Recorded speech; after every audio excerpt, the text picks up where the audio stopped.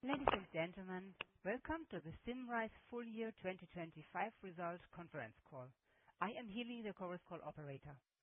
I would like to remind you that all participants will be in listen-only mode and the conference is being recorded. The presentation will be followed by a Q&A session. You can register for questions at any time by pressing star and one on your telephone. For operator assistance, please press star and zero. The conference must not be recorded for publication or broadcast.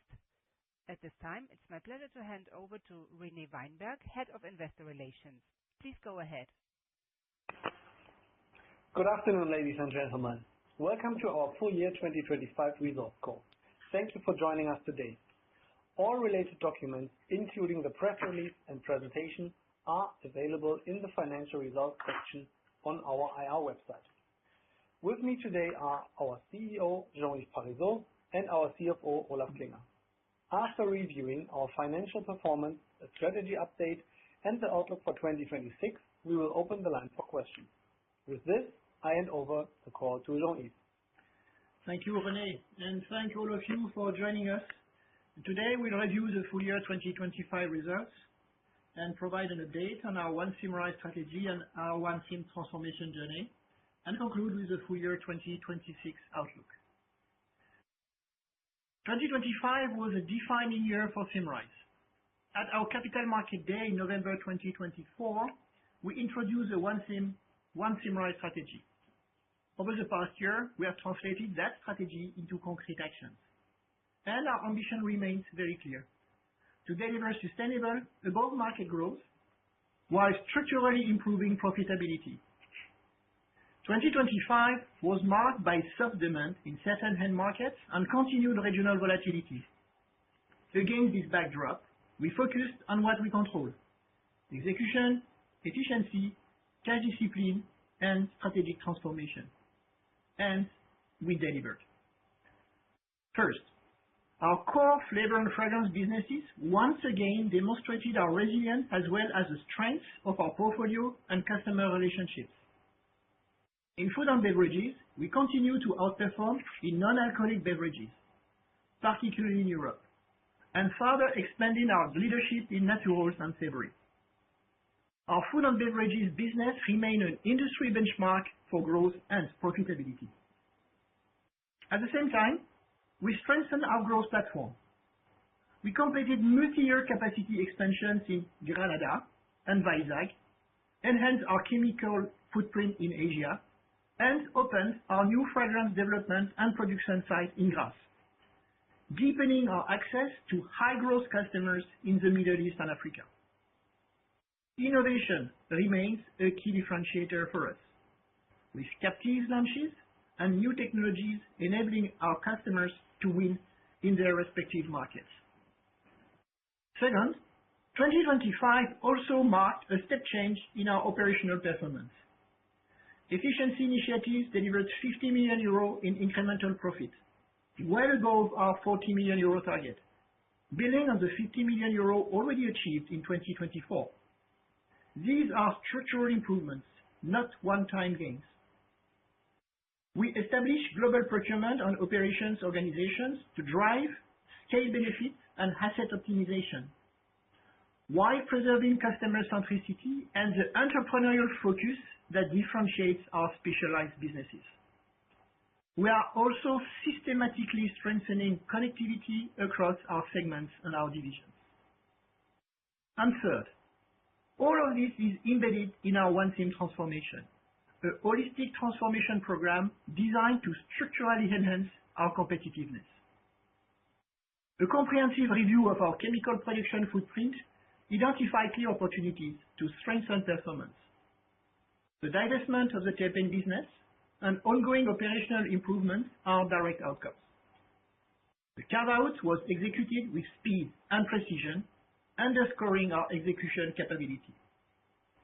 We also completed the acquisition of Probi, now integrated into our new Care and Wellness division, which I will discuss more in a few slides. We continue to advance our sustainability and circularity initiatives. In 2025, we completed detailed work to establish a new carbon accounting baseline, increasing our measurable impact. We are also implementing a data-driven decarbonization plan, step by step across our value chain. Equally important is our commitment to the social dimension of sustainability. We continue to strengthen our impact through targeted initiatives and long-term programs.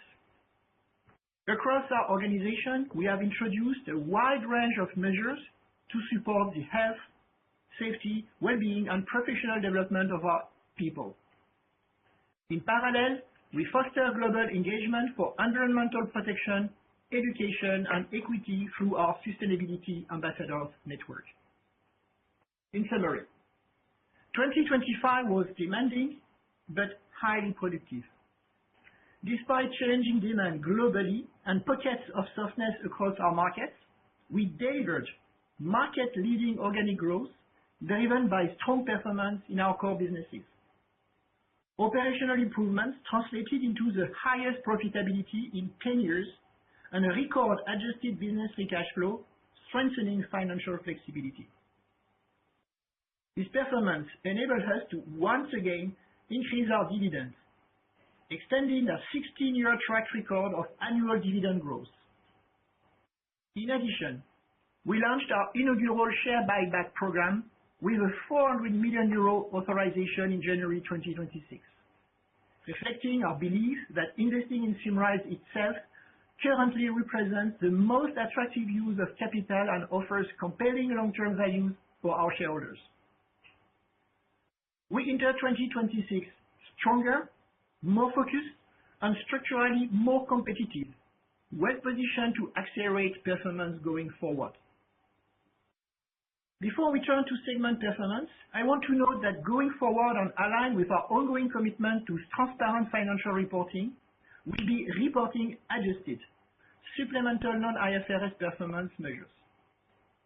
An adjusted EBITDA is intended to enhance investor understanding of the group's underlying operating performance and improve comparability across reporting periods, in line with the sector practice. Olaf will go into more details on this in this section. With that, let's turn to slide 5 to review our full year 2025 sales by segment. Taste, Nutrition and Health grew organically sales by 2.6%, reaching reported sales of 3 billion euros, led by food and beverages with strong performance in beverages, savory and naturals. Scent and Care delivered organic sales growth of 3.2%, with reported sales of 1.9 billion euros. Fragrance remained strong across all major applications in fine and consumer fragrance. Let's move now to the full year regional results on slide 6. Organic sales in North America were up slightly, both year-on-year and sequentially compared to the third quarter, as macroeconomic uncertainties, persistent inflation, and growing political and regulatory unpredictability led to pockets of softness and continued weaker overall consumer sentiment.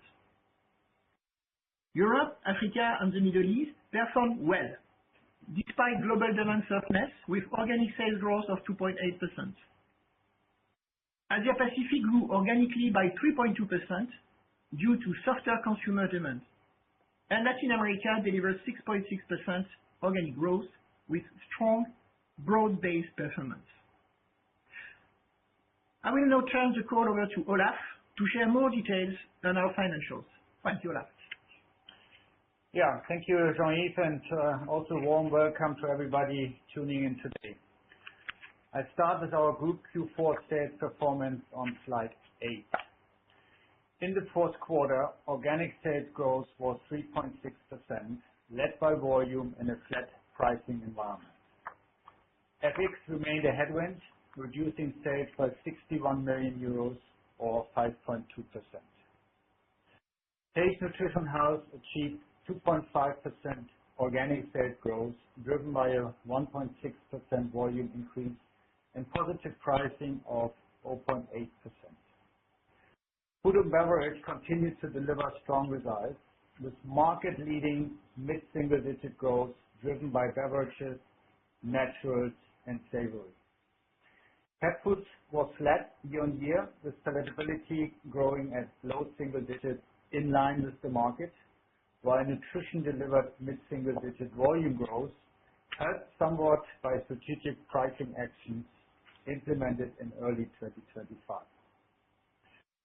Scent & Care achieved 5.5% organic sales growth in the fourth quarter, driven by a 7.5% volume increase and negative pricing of 2%. In fragrance, we saw continued momentum with high single-digit growth led by consumer fragrances, which delivered double-digit growth and supported by fine fragrances on strong prior year comparables.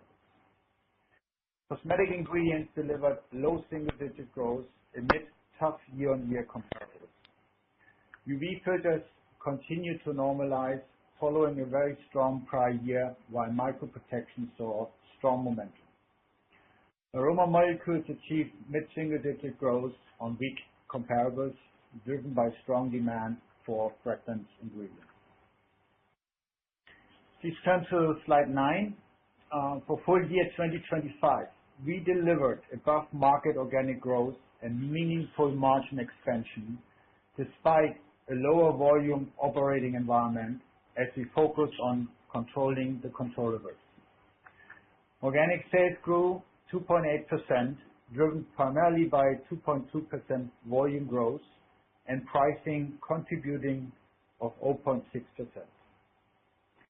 Portfolio changes related to the Aquafeed divestment early in 2025 and also the 51% divestment of our UK beverage trading business in March 2024 reduced reported sales by 60 million euros.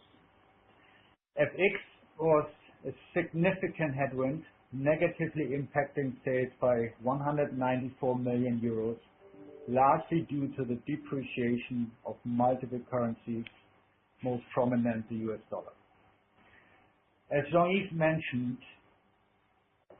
a part of its ongoing commitment to transparent financial reporting, we will be reporting adjusted supplemental non-IFRS performance measures going forward.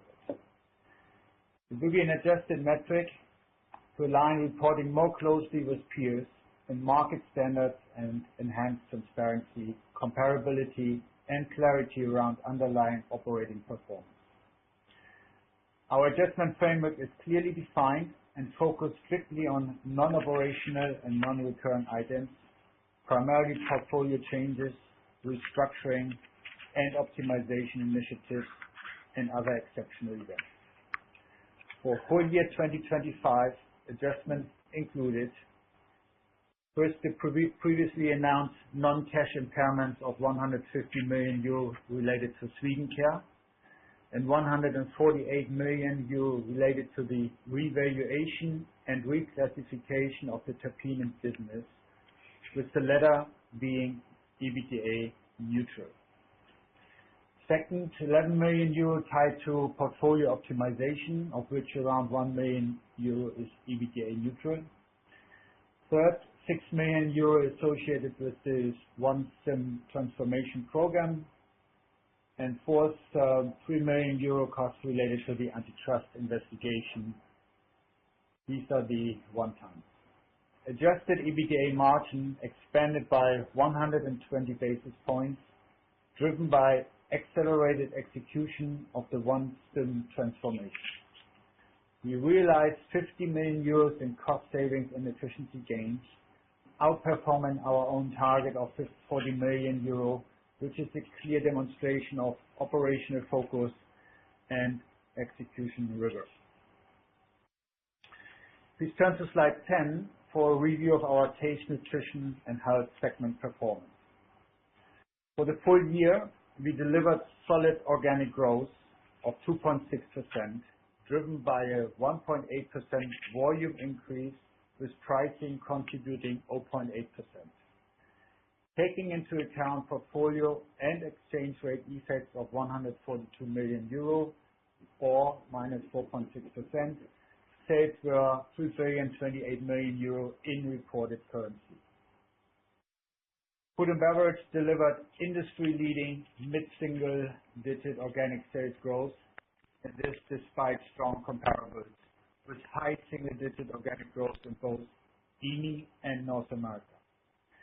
Beverages delivered high single-digit organic sales growth with continued strong momentum, while naturals and savory continued to grow at mid-single-digit organic growth rates.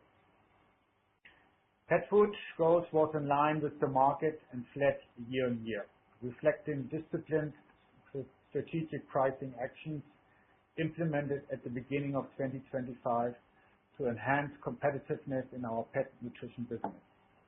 Pet palatability delivered low single-digit organic sales growth. Adjusted EBITDA for the T&H segment increased by 5.2% to 722 million euro.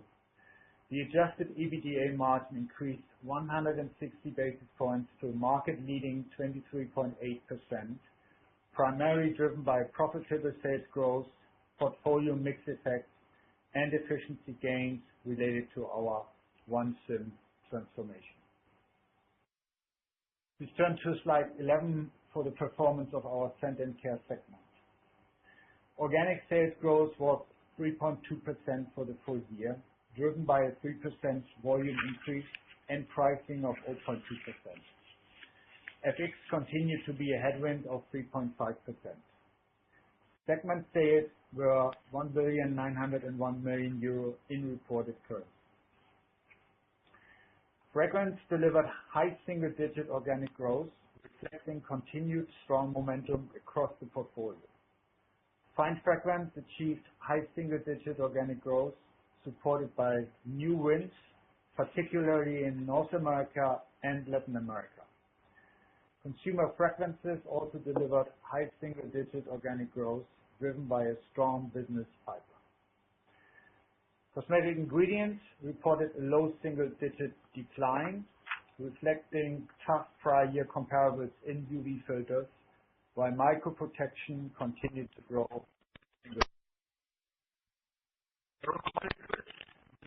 Low single-digit growth in a dynamic market environment impacted by competition from Asia. Scent & Care adjusted EBITDA increased 3.5% to 359 million euros. Segment adjusted EBITDA margin improved to 18.9%, an increase of 70 basis points, primarily driven by profitable sales growth and efficiency gains. Turning to group profitability on slide 12. This year, we delivered 120 basis points of improvement to both adjusted gross profit and adjusted EBITDA margin, mainly driven by product mix and efficiency gains through our One SIM transformation. Through our One SIM transformation, we delivered 50 million euro in cost savings and efficiency gains, underlining our continued focus on sustainable profitability improvement. This included 35 million euro from sourcing and procurement scale, driven by a more global approach and evaluation of key raw materials for efficiencies, with citrus being a good example. Productivity and capacity optimization contributed another 10 million euro. Global asset and logistic management actions such as facility optimization, distribution contract renegotiation, and regional logistics tenders contributed 5 million euros. The decline in adjusted D&A was mainly due to non-cash impairments on plants and machinery in 2024 and FX translation. Moving to our strong business free cash flow on slide 13. We delivered absolute cash flow of 780 million euro and expanded the adjusted business free cash flow margin by 220 basis points to 15.8%, the company record. This performance was driven by a strong EBITDA uplift, lower CapEx intensity, and disciplined working capital management through targeted inventory reduction. Net working capital was 32.5% of last 12 months sales, reflecting tight operational control across the organization. The robust performance puts us well into the range of our midterm target of greater than 14% business free cash flow margin, demonstrating our earnings quality, resilient cash generation, and execution strength. Let's quickly move to our balance sheet and net debt on slide 14. We continue to strengthen our balance sheet throughout the year. Net debt, including pension provisions and leasing obligations, stood at 2.1 billion euro, while net debt to adjusted EBITDA decreased to 1.9 times, driven by disciplined debt reduction and strong cash generation. We were pleased to receive our inaugural investment-grade credit ratings from both S&P Global and Moody's at BBB+ and Baa1 respectively, each with a stable outlook. We have updated our long-term leverage target range to 1.5 to 2.5 times. Maintaining a solid investment-grade profile remains a priority, and providing financial flexibility, resilience across cycles, and a strong foundation for disciplined value creation going forward. Turning to our disciplined approach of capital allocation on slide 15. Our capital allocation priorities are clear and consistent, focused on both organic and inorganic investments to drive long-term value creation, return of capital to shareholders, while maintaining financial strength and flexibility. First, we continue to invest in organic growth, prioritizing high return projects that build on our core capabilities and support profitable, scalable growth. Our midterm CapEx target remains disciplined at 4 to 5% of sales, enabling strong reinvestments while maximizing cash conversion. Second, we pursue disciplined value accretive M&A. We focus on opportunities that strengthen our portfolio, expand our footprint, and deliver tangible synergies, always within a clear financial framework. Third, return of cash to shareholders remains a key priority. Our dividend policy targets a payout ratio of 30 to 50% of net income, and we are committed to growing the dividend over time. And fourth, we added share buybacks as a new option of our capital allocation policy. In January this year, we announced our inaugural share buyback program with a 400 million euro authorization through October 2026, providing further flexibility how to return capital to shareholders. Across all those priorities, we remain committed to maintain a solid investment-grade profile. Moving to slide 16, we continue to enhance shareholder value through resilient earnings and disciplined capital allocation, including sustainable dividend growth. Adjusted full year 2025 earnings per share were 3.67 euros, a significant year-on-year increase by 7.2%. Without adjusting for the Swedencare and Terpene business write-downs, earnings per share were 1.78 euro.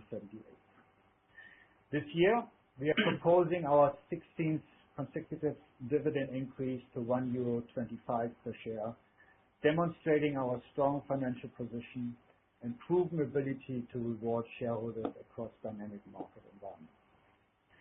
In addition, we are further strengthening shareholder returns through our share buyback program, reflecting our confidence in the business and our strong financial position. And with this, I will hand the call back to Jean-Yves to discuss further on our strategy. Thank you. Thank you, Olaf. Turning now to slide 18. As a quick reminder, One Symrise is our purpose-driven strategy aligned to our financial ambitions and built on 3 pillars: portfolio, growth, and efficiency. It defines where to play and how to win, ensuring we allocate capital and resources to the highest value opportunities for our customers and our shareholders. To deliver our strategic ambition and execute our roadmap, we are investing across the organization in 3 key enablers: sustainability, digitalization, and people. Sustainability is an integral part of Symrise's purpose, and we are committed to delivering measurable impact.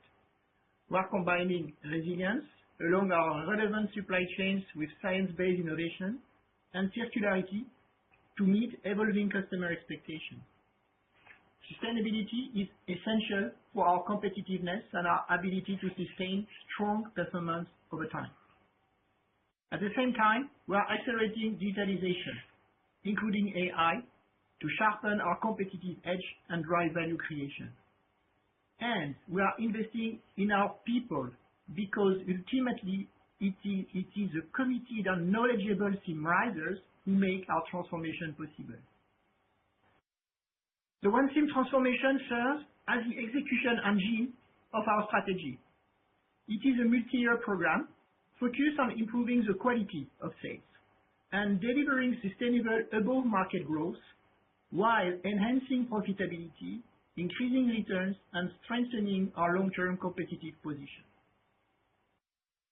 Please turn to slide 19.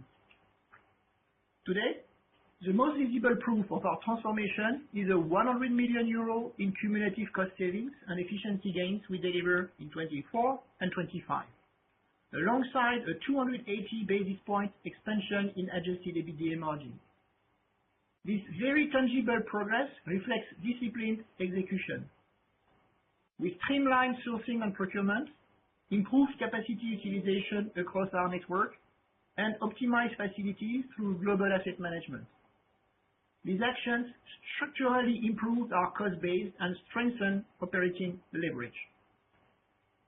But this is only the most visible part of the story. In parallel, we completed the strategic assessment of our chemicals production footprint and activities. We sharpened the portfolio, divesting Aquafeed and advancing the divestment of the terpene business to focus capital on higher return opportunities. Moreover, we laid the groundwork for future growth with strategic reinvestments. We launched a global data and AI hub in Barcelona to significantly advance our digital capabilities. At the same time, we expanded capacity to meet demand in key markets, including Grasse, Granada, Monterrey, and Holzminden, ensuring we remain close to our customers and resilient in supply. In parallel, we initiated the implementation of a company-wide innovation ecosystem designed to accelerate connectivity, speed product development, and translate ideas into scalable solutions. We also strengthened our leadership bench by appointing 10 new leaders to key roles across the organization. Finally, we improved our organizational structure to enhance our competitiveness and better position Symrise to capture the significant opportunities in care and wellness. Together, these actions create a stronger Symrise and provide the foundation from which we are accelerating our transformation. Turning to slide 20. We are well into phase 2 of our transformation. Over the past year, we prioritized operational rigor, strengthened accountability, and tightened cost management. We sharpened our focus on the most attractive growth platform through deliberate portfolio choices, and we also began optimizing our commercial model. Thanks to this strong foundation, we are now positioned to accelerate the transformation to unlock faster growth, structurally higher profitability, and improve earnings quality. This acceleration is designed to drive above-market growth in our strategic segments, embed efficiency and structural cost reduction across Symrise, enabled by digitalization, and advance innovative and sustainable technologies that reinforce our competitive advantage. This acceleration does not mean changing direction. It means scaling what is working and executing with greater speed and focus. Our objective is crystal clear: strengthen competitiveness today and position Symrise to consistently deliver durable, profitable growth, cash, and returns in an increasingly dynamic market environment. Turning to slide 21. As we continue to build this foundation for growth, we are further aligning our portfolio with customer needs and opportunities, focusing on differentiated, science-based, holistic solutions.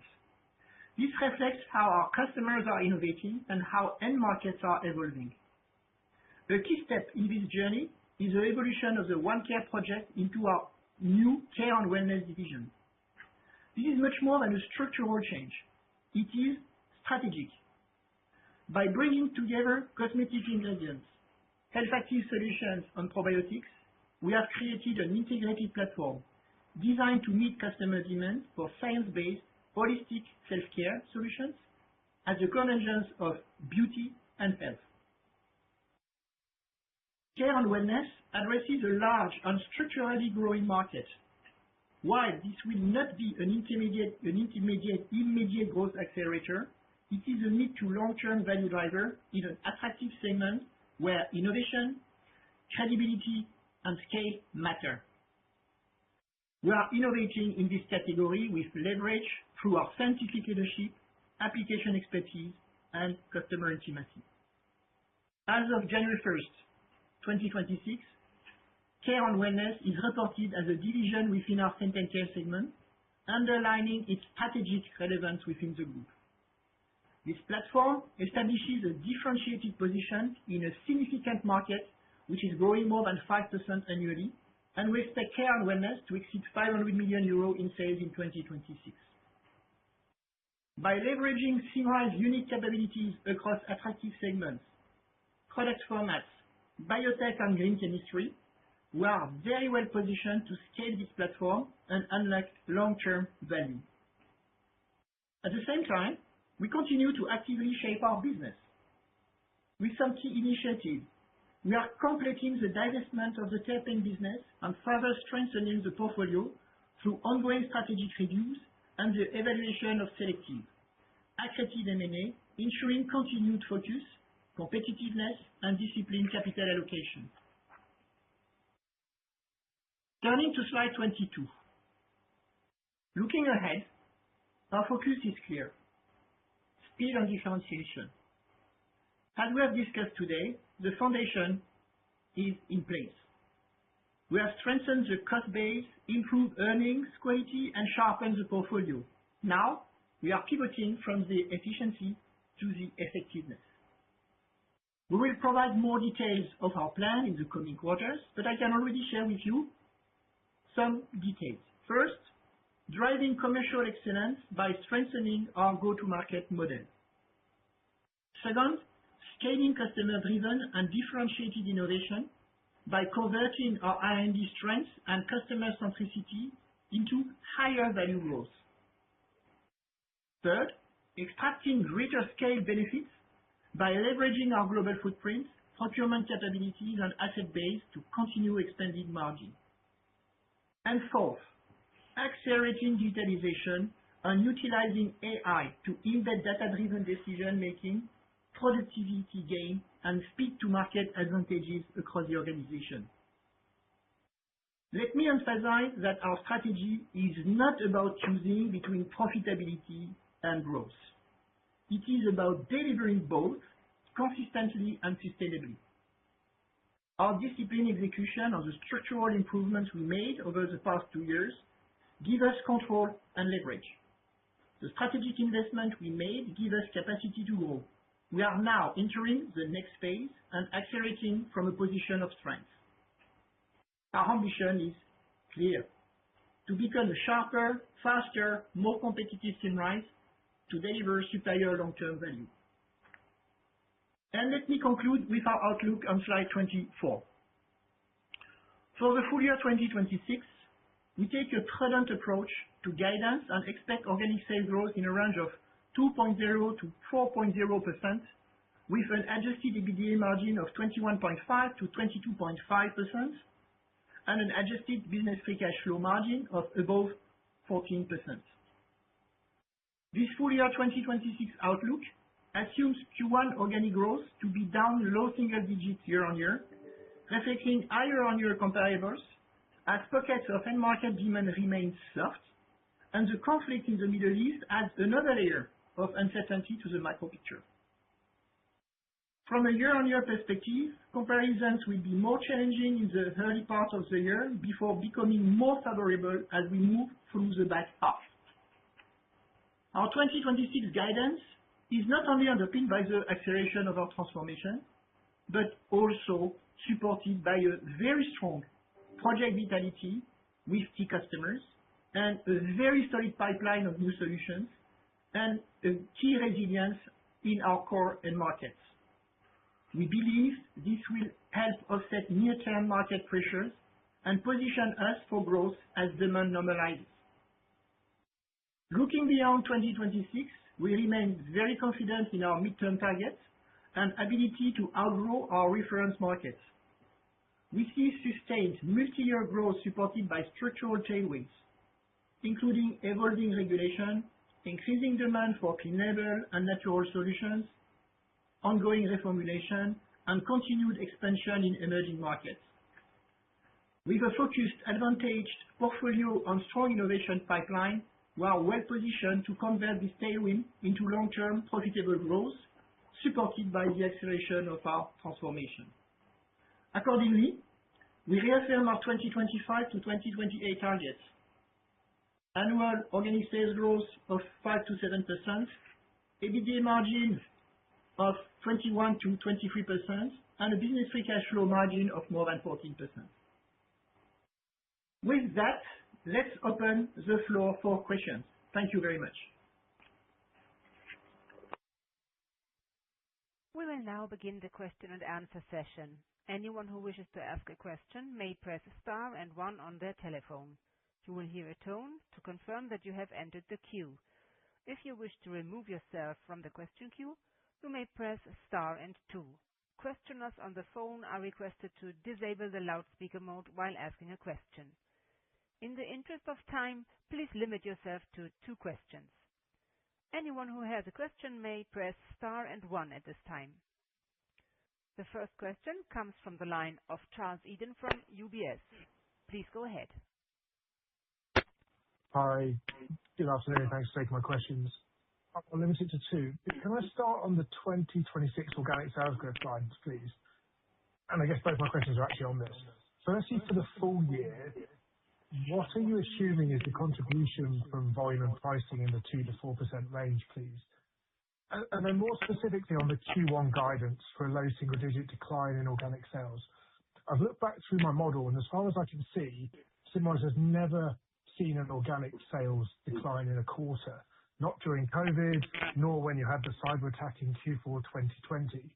Now, I understand the comment on high prior year comps, but you've had tough comps before too. So can I ask, how much of this guidance is realism, and how much of it is baking in some conservatism or prudence for current global conflicts and any other impact that this might have in March?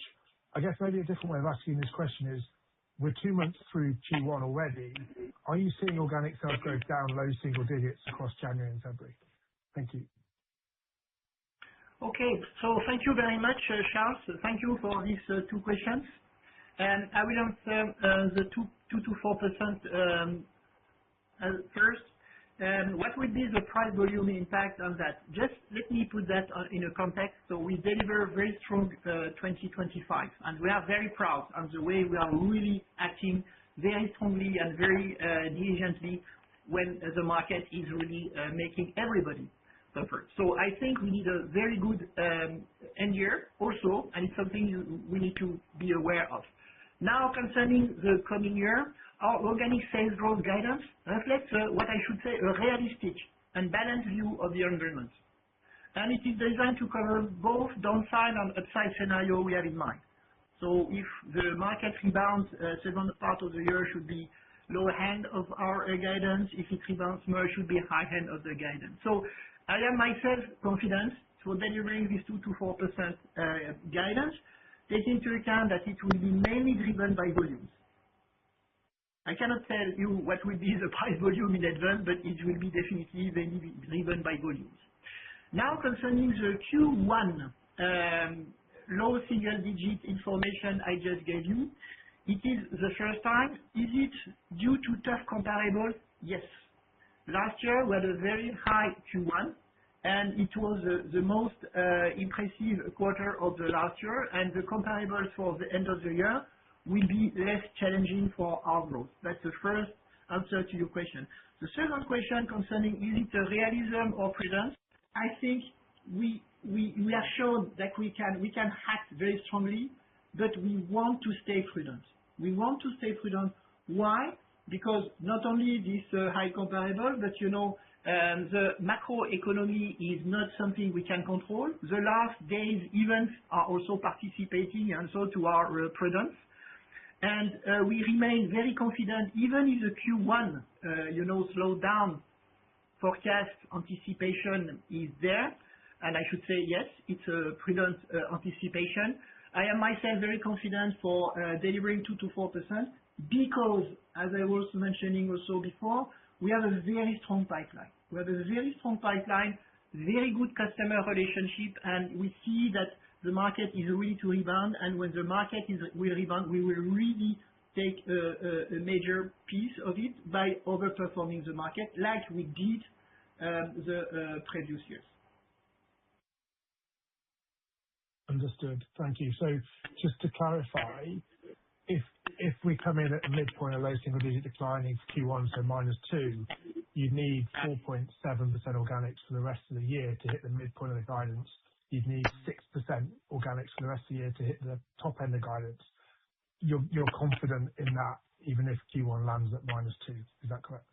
Yeah, exactly, Charles. I remain confident on the full year, but we remain prudent for the Q1, organic sales. But yes, I am confident for delivering the guidance. Thank you very much, and thanks again for moving to adjusted numbers. I think that is helpful going forward. Thanks, Charles. We now have a question from the line of Lisa De Neve from Morgan Stanley. Please go ahead. Hi. Thank you for taking my questions. I just have one follow-up on the first quarter guidance, if I may. Can I just confirm with you whether there has been no phasing effects that may have benefited fourth quarter and may not be seen in the first quarter? That would be helpful. And secondly, on that first quarter as well, given the tensions, are you currently expecting that maybe some orders are being deferred into second quarter or shifted forward, and that's what's driving the guidance? And what have you seen year to date? So far in the first 2 months, has trading been solid? So that's the question on the first quarter. And then secondly, I would love for you to outline how you see the pet food market for this year and whether you can confirm whether any incremental price negatives should be expected for this year, especially in pet nutrition. Thank you. Okay. Thanks a lot, Lisa. So concerning the first question, Q1, we did a very strong Q4 in 2025. So again, the market is there. Comparatively, by the way, to the Q4 2024, we had an easier comparable. It's also, sorry to make a lot of comparables, but it's also explaining, the quarterly performance in terms of organic sales growth. So the quarter to quarter 2024 to 2025 was easier. And the quarter to quarter Q1 2025 and 2026 is not so easier. So it's really mainly due to the comparable. And again, I am very prudent. So is it something where also, some orders are shifting to Q2? We don't know yet. We don't know what will be the impact also, and we are measuring the impact of the last day's events, and it's too early for us to really give an idea on a day-to-day basis what will be the impact between Q1 and Q2. So again, we are following on a day-to-day, and the idea for us is really to deliver the customer when the customer is really needing the product. Concerning the pet food is a key strategic growth driver for Symrise. So we are really very well positioned for following the rebound of the pet market when the rebound will happen. And this year should see a better market dynamic than last year. And concerning your pet nutrition, I just remind that pet nutrition represents a quarter of the pet food market. And we took some actions in 2025 to restate and reposition the pricings. So the prices in pet nutrition begin to normalize, with the exception of selective price adjustments. And we really anticipate in 2026 a return to moderate volume-led organic growth. So again, we are out of the readjustment of the prices we did strategically in 2025. Now it will be selective price adjustments if necessary, and we will do that because also what I said before, our growth will be mainly driven by volume this year. And then when the price adjustment are needed, we will adjust the price because we are selling added value product. But selling added value product, even unique product, doesn't mean that we have also to oversell, and we want really to sell the right price for the right usage value. Thank you. I mean, just one small follow-up, if I may. Can I just confirm that you just stated that you've already agreed on selective price adjustments or that you would be open if needed to do that? Thank you. No, we already embedded in our organic sales growth some price adjustments. We did the major part of our contract for 2026, so the picture is much better than 2025. And we still have some price negotiation in front of us, so not everything is done. So that's the reason why I cannot give you the full picture. But if necessary, we'll make. And in any case, the growth is there and the volumes are there. So in any case, the growth in pet nutrition will be substantial this year.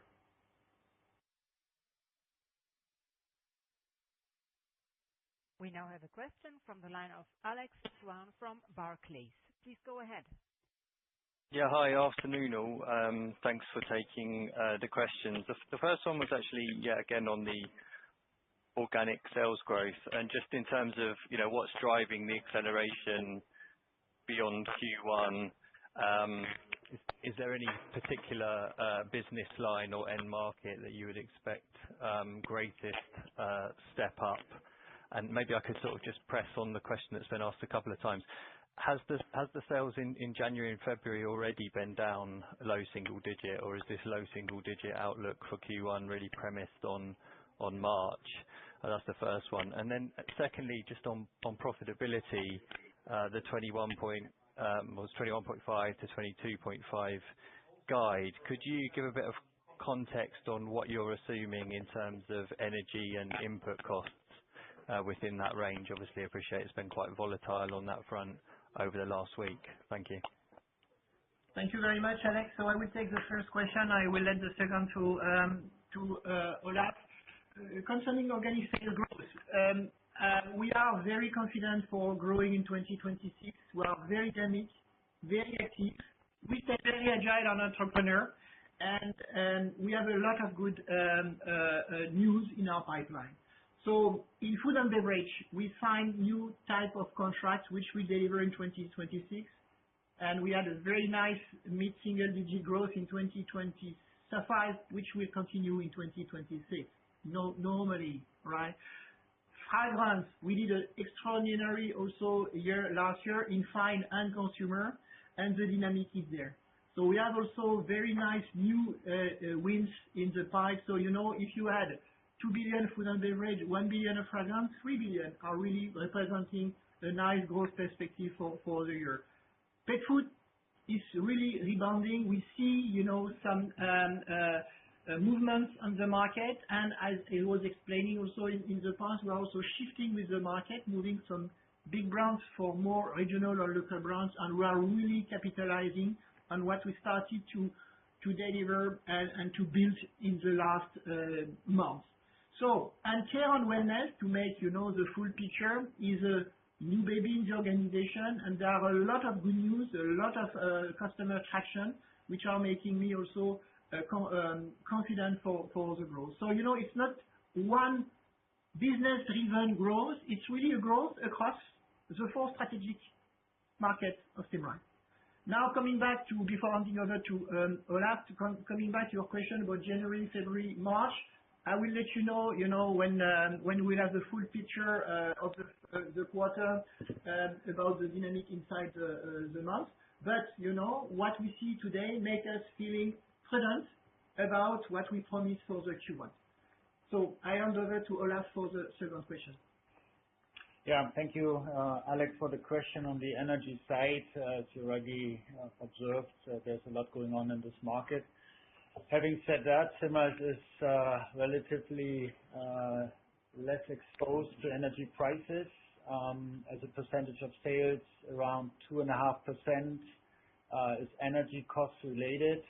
And out of that, around 80% is hedged for Symrise at this point in time. So with this short-term noise which we all experience, I think we should be well protected against a major impact from energy prices as we see it right now.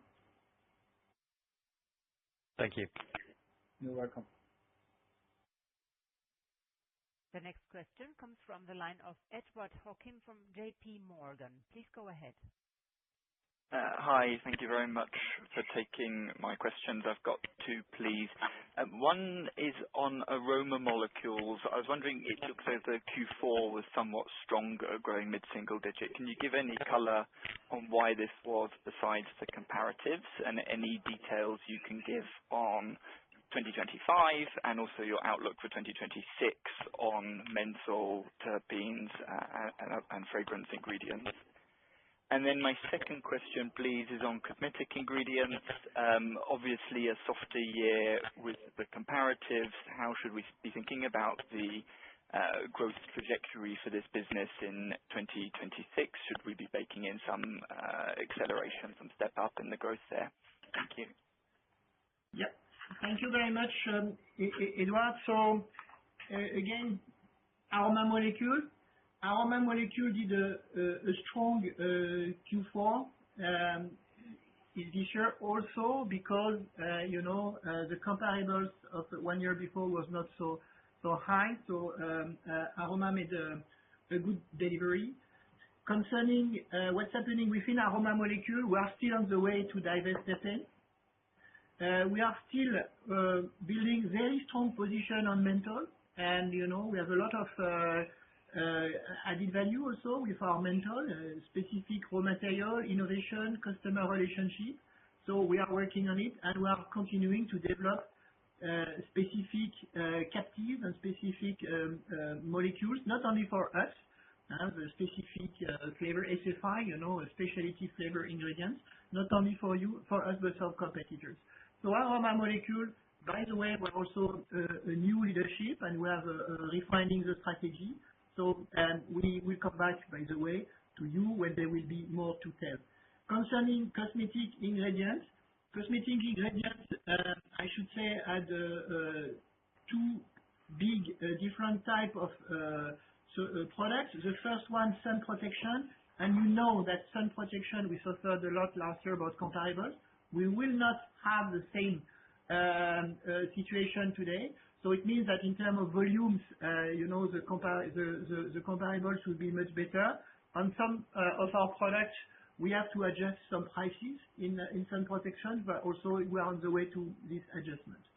And concerning the second business unit, I want to address for answering your question, micro protection. So micro protection, we invested a lot in a key product, Hydrolite. We're only producing in Germany. Now we produce in Germany, in Spain, in US, in Mexico. And we are really facing a strong demand. Now we are in the way to qualify the product, and the growth will come in the coming months. Thank you. Thank you, Edward. The next question comes from the line of Nicola Tang from BNP Paribas. Please go ahead. Hi, everyone. Ask a question about the margin since there's been so much focus on organic growth. You have a relatively wide guidance range for 2026. I was wondering if you could talk about key drivers here. Is it simplistically low end of organic growth means lower end of the margin range, or are there other factors to think about in terms of your cost efficiencies versus reinvestment? And then maybe just a sort of small clarification one. You've referenced the Middle East a few times. Could you remind us of your direct exposure and things that we need to bear in mind when thinking about the potential impact of the events over the weekend? Thanks very much. So, Nicola, and I will start to answer, and I will let Olaf complete what I will have missed, certainly for the second question. I will start with the first question. Even if it looks like flattish profitability, we are still working a lot on profitability improvement. What we started to do, we are up So it means that it will not decrease the outcome of what we started. And the annual compounding effect will not decrease, it will improve. Now, what you see in the P&L and in our forecast is also including some reinvestment. And as I clearly said, the growth is the story of Symrise. Growth remains the story of Symrise, the profitable way. That's the profitable growth story. And the question to really drive profitable growth is to make this portfolio adjustment, and it costs money also to make some portfolio adjustment, and to really invest also in new way of selling, new route to market, new innovation, new digitalization tools, and that is the investment we want also to put in our company for really compounding our story. So this is the answer to your question. So the effort will pay off even more, even if it is not totally, embedded in the figures we are showing to you. Now, concerning the Middle East, I will hand over to Olaf. Olaf, please. Yeah, Nicola, naturally, it's also of interest for us at the moment what's going on in the region, and we looked at it.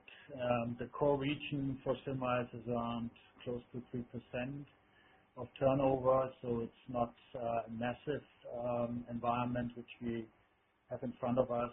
Around 140, 150 million is a good number for the size of this business environment. Okay, thank you. Thank you. We have now a question from the line of Eric Wilmer from Kempen. Please go ahead. Hi, good morning. Thanks for taking my question.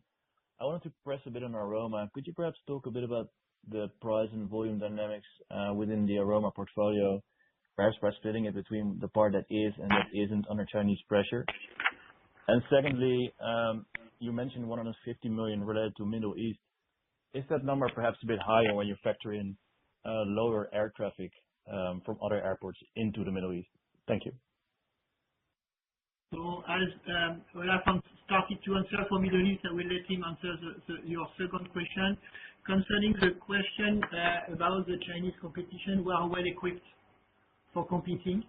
We were anticipating some trends, and the terpene divestment is also some divestment. We anticipate some pressure. The terpene technology is a very good technology, and the business is a very good business, but not corresponding to our future guidance. That's the reason why we divest. And concerning the Chinese pressure on aroma molecule, we have in front of us some Chinese producer for the menthol solutions. We have not only Chinese, we have also a German competitor, and we are really reinforcing our competitive edge. So we face a structural change in the market. We are very transparent about it. We are very aware about it. We are conscious, and we are putting in place a very strong action plan for compensating. So apart from that, concerning our portfolio of molecules, we are very well protected by some IP, some intellectual property, some type of property protection.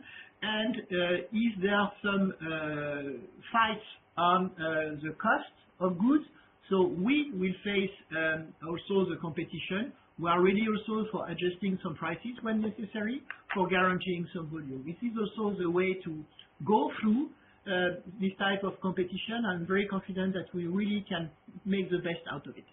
Concerning Middle East, I will hand over to Olaf. Yeah, so Eric, what I gave you was the size of the business. Naturally, things can change by the hour at the moment, and when it comes to logistics and transportation, it's hard to predict what will happen in the coming days, and therefore I think it's too early to assess where all this is going in the coming days and weeks.